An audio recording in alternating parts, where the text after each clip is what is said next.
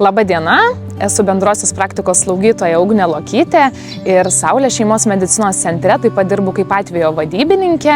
Taigi šiandien mano tikslas yra jums trumpai papasakoti, kasgi yra tie atvejo vadybininkai ir kokią naudą jie gali suteikti Saulės šeimos medicinos centro pacientams.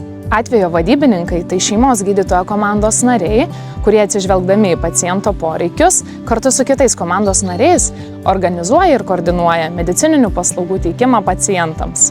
Taigi dirbant šeimos gydytojo komandoje, atvejo vadybininkai, aptarus su jūsų šeimos gydytoju, komentuoja laboratorinius bei instrumentinius tyrimus, informuoja pacientus apie jiems priklausančias prevencinės programas bei suplanuoja vizitus joms atlikti. Informuoja pacientus apie jiems priklausančias valstybės finansuojamas vakcinas, taip pat primena mažųjų pacientų tėveliams apie praleistas vakcinacijas. Atvejo vadybininkai, turintys bendrosios praktikos slaugytojo licenciją, pratęsia tam tikrų reguliariai vartojamų medikamentų receptus, konsultuoja lėtinėmis ligomis sergančius pacientus bei jų šeimos narius. Taigi Saulės šeimos medicinos centre atsiradus atvejo vadybininkams pacientams suteikiamas dar didesnis dėmesys bei rūpestis.